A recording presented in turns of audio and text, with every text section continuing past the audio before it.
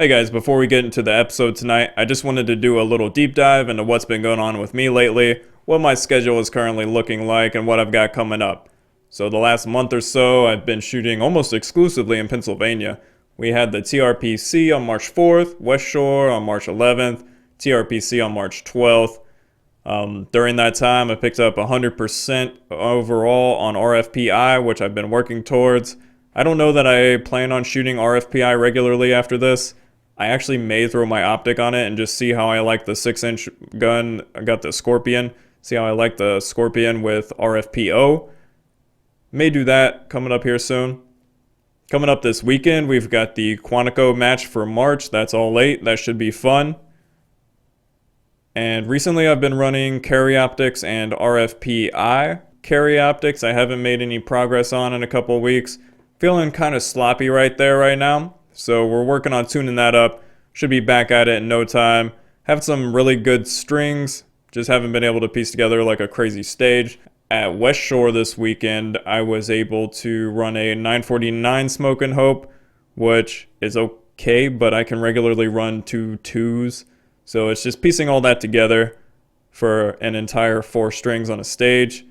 That wasn't a PB for me. I think my PB is 947, but still a fairly decent run. I want to say for West Shore, I shot 94% overall, 94% overall across the 5 stages. Then TRPC was even worse. It's been super cold. This has actually been the coldest conditions of the year out here, but there was actually snow on the ground out at TRPC. So we got a couple big matches coming up next month. A month from now, on 14th of April in Ohio, we have the Falling Steel World Series, not Steel Challenge. And then in 2 weeks after that, we have the PA Shootout, which is a huge Falling Steel match. And then coming up on the major match calendar, matches that I'm already signed up for is Pennsylvania State Steel Challenge Championship. That's out at Pricetown, I believe. And then we've got the Area 8 Steel Challenge Championship, which is a little bit further away. That match is July 21st through July 23rd. And it is, give me 1 second here, in Wampum, PA. What that means, I have no idea. PA is still a giant blob to me. Alright, sorry about that one, guys. My computer decided to take over my camera and cut off my stream. So, found out where that range was. It is actually north of Pittsburgh. Looks like in between Pittsburgh and Cleveland. So that's actually a fair distance from here. But it should be fun. That's all I've got on the major calendar right now that I'm currently signed up for. There's also a really big match coming up Labor Day weekend in Maryland at Thurmont. That is going to be the Maryland State Steel Challenge Championship. And they're also doing another day of steel. We're going to have some falling steel and some retired stages. So that's going to be all Labor Day weekend. Look for more information coming out on that soon. It's going to be a blast. Without further ado, let's get into the content for the day. I hope you're enjoying everything that I'm putting out, and if you are, please make sure you like and subscribe. It really helps me stay motivated and keep these things coming. Let me know what topics you want to hear about. Let's get into it. What is up, guys? Welcome back to another episode of the Steel Corner. I'm Mike Willoughby, and today is March 14th, 2023, Pi Day. Today we're going to be talking about being an RO, some recent rule changes, and just what I've got going on, what's coming up. So let's get into it. First, we're going to a book. Today, we're going to The Slight Edge by Jeff Olson. So, turning simple disciplines into massive success and happiness. We're going straight to the end of Chapter 4. Chapter 4 was called Master the Mundane. And the points from Chapter 4 are only 5% or 1 in 20 achieve the level of success and fulfillment they hope for. The other 95% either fail or fall short. The only difference is the slight edge. The secret to the 5% success is always in mundane, easy things that anybody could do. People don't consistently do these simple things for 3 reasons. 1, while they're easy to do, they are also easy not to do. 2, you don't see any results at first. 3, they seem insignificant, like they don't matter, but they do. So obviously that applies to like any skill or any endeavor that you're trying to master. Really interesting book. All these books really touch on each other at some fundamental level. Once you've read one, you'll recognize the concepts in all of them. They all say very similar things, and it's really just there's no way around doing the work. So much like competition shooting, there's no way around doing the work, being hypercritical of yourself and being aware of the actions that you're taking, identifying steps to fix those. So that's what you'll hear in most of these books, but I think it's always good to cover it. It's always a nice reminder. Sometimes the way that some person says something may click with you, while when other people say it different ways, it doesn't. So let's get into the topics for the day. Being an RO, this is talking mainly about local matches. This isn't about major matches. I personally have been a certified RO for about 2 years now. Pretty much as soon as I started competing seriously, the first RO class that I saw, I wanted to go to, because I think if you're going to play sports seriously, you should absolutely know the rule books in and out. It's always nice too to have somebody that actually knows the rules on the squad, so that way, calls can be made. At the end of the day, it doesn't matter if you're a certified RO or not, especially at local matches. Just pull up the rule book if you're not sure. So there's always questions that come up. Most recently, we had a question about ported barrels and compensators on revolvers. I personally couldn't remember because I've never wanted to run a compensator on my revolvers, so I couldn't remember what the actual rules were. Simple, 2-second, pull up the app, go to the revolver division appendix, look at compensators. Turns out you can have one in OSR, you cannot have barrel porting or compensators on ISR. So if you have those on your revolver, you are now an OSR. Let's talk about some other points of being an RO. I don't want to go into the mundane.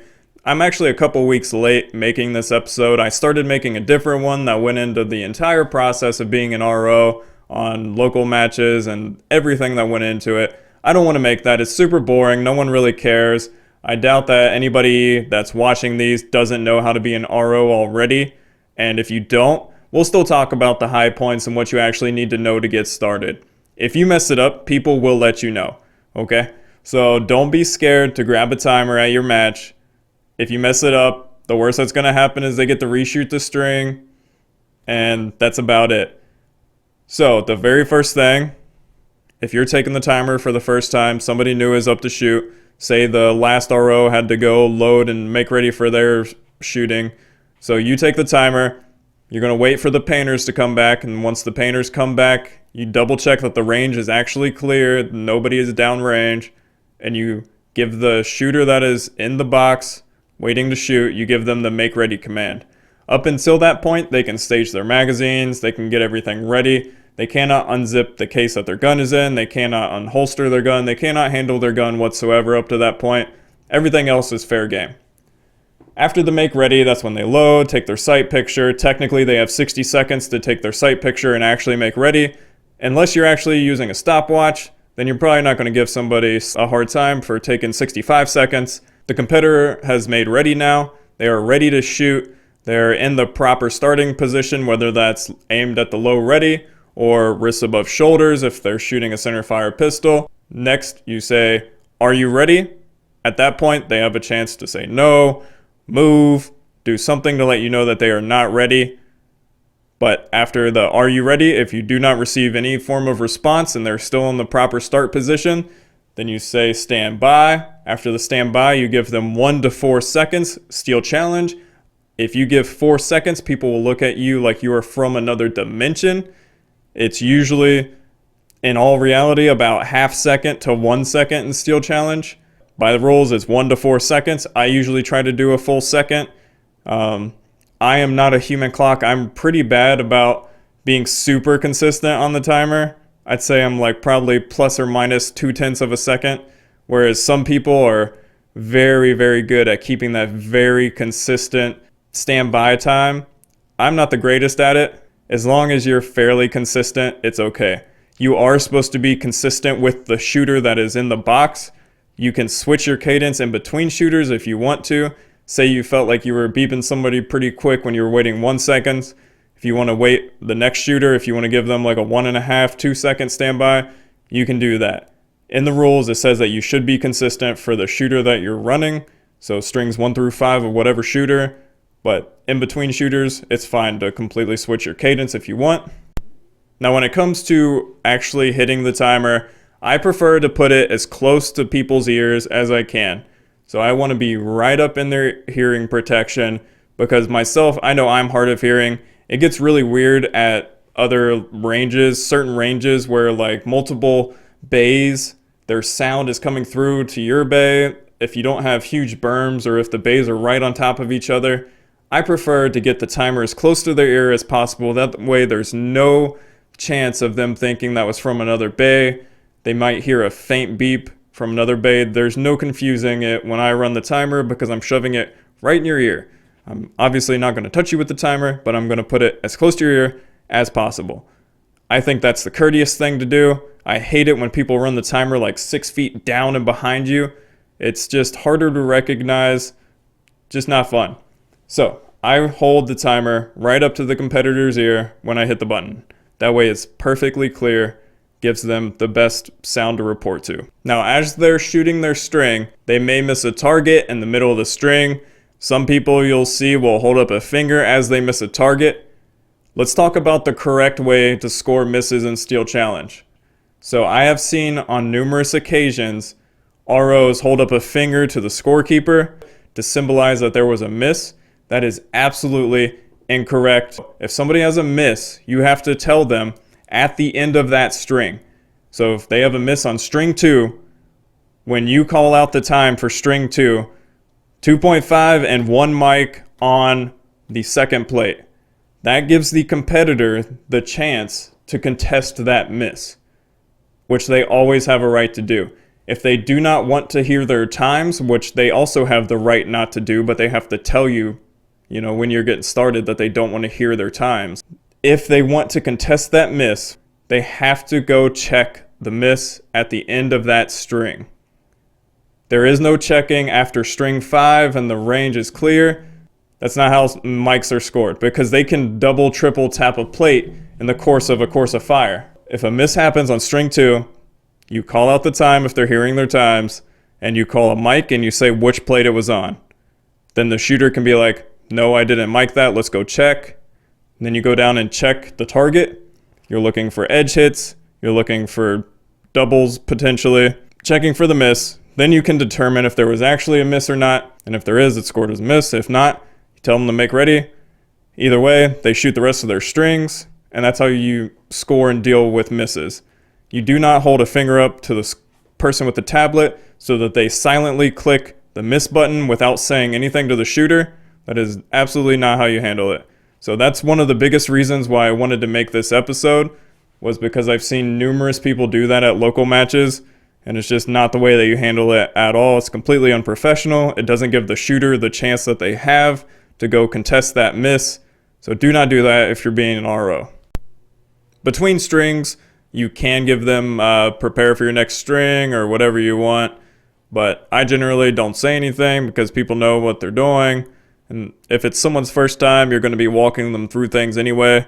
You're probably not going to be following the commands exactly because you'll probably be explaining some things. But experienced shooters, I generally don't say anything between their strings. I just wait for them to get ready, get back into the correct starting position, and then we go again. Once all the strings are done, that's when the easiest command is, if you are finished, unload and show clear. That is the same on all guns and all divisions. The next commands are not. So after the competitor has showed you that their gun is clear, this is where things get a little bit crazy, and the rules just got updated here in March of 2023. Rimfire pistols, for some reason it used to be hammer down holster was still technically the correct commands. Now it is appropriate and actually matches what we do, which is if clear, bag. So for a rimfire pistol, if you are finished, unload to show clear, if clear, bag. That's it. So for rimfire rifle, you can now say if clear, flag. For the next batch of platforms for PCCs, the command is if clear, hammer down and flag, which means they have to drop the bolt, pull the hammer, pull the bolt back, put a flag in, and then drop the bolt on the flag. And then they usually bag it in Steel Challenge. For revolvers, it's if you are finished, unload, show clear, if clear, cylinder closed, holster. And for centerfire pistols, it's if you are finished, unload, show clear, if clear, hammer down and holster. No slide forward. That trips people up sometimes. All right, so after the firearm is put away appropriately, depending on what it is, then you give the range is clear command, and the shooters go down and paint, and we start the whole process over again with a new shooter. Let's talk about some various scenarios that come up as you're ROing throughout the course of a local match. What are some things that you may see? What are some things you should pay attention to? One is timer sensitivity for sure. So if you are running a shooter and you know that they took 5 shots on that string, and you look down at the timer and you see 7 shots, you know that your timer is picking up shots from another bay. Sometimes that could have added time to that string, sometimes it could not have. The appropriate thing to do is have them reshoot that string, because you cannot be sure that that was their time. You don't know where it added time during those other shots. You can guess sometimes. You can say, oh, well, this looks like the actual finishing time, but the appropriate thing to do and the easiest thing to do is just rerun them regardless. On the commander timers, I find that the best sensitivity to pick up all rimfire, including non-compensated rimfire rifles running normal ammo, is sensitivity 8. For that, as long as the timer is pointed at the ejection port, I do not have a problem picking up any of those weapons, and I've never had a problem picking up anything with that. I do try to, as I'm running the timer, I do try to keep the timer pointed at the ejection port or whatever else, like the cylinder of a revolver, whatever. I try to keep it pointed at where the explosion is happening on the firearm, and I've never had a problem running them at sensitivity 8. This weekend we had a timer that was set on sensitivity 9, and that was definitely picking up shots from other bays. Keep an eye on how many shots are reporting on your strings. You should be able to recognize discrepancies when somebody doesn't shoot that many shots. Try to pick that up as soon as possible. That way there's no question about the match results at the end of the day. Another thing that helps, even though it's not super critical at local matches, is if you know equipment division rules. You don't have to know them all off the top of your head, but there's some big ones that a lot of people hit. For example, no compensators on carry optics guns, even like little compact carry compensators that people run these days. No magwells on carry optics guns. Those are usually the biggest equipment discrepancies that I see at local matches. Usually people that just don't shoot the sport much and have a carry pistol that has an optic on it sign up for carry optics, and they've got a little carry magwell and a little carry compensator on it. Those are usually the biggest ones. Just be on the lookout. If you have a question, look it up or ask somebody else. But in all reality, you should be looking it up. It's really easy to get in your head that one thing is true or false, but just double check the rulebook. It's super easy. Download the Steel Challenge app and the rulebook is right there. Usually right now it says it's updating, but the rulebook is on the website. Download it, read it. All right, that's all I've got today. Thank you so much for listening. Thank you for support and the views and subscribers. It's all really appreciated. Yeah, if you're enjoying the content, let me know. Let me know what you want to hear about, and we'll cover more things in the future. See you all out on the range. Take care.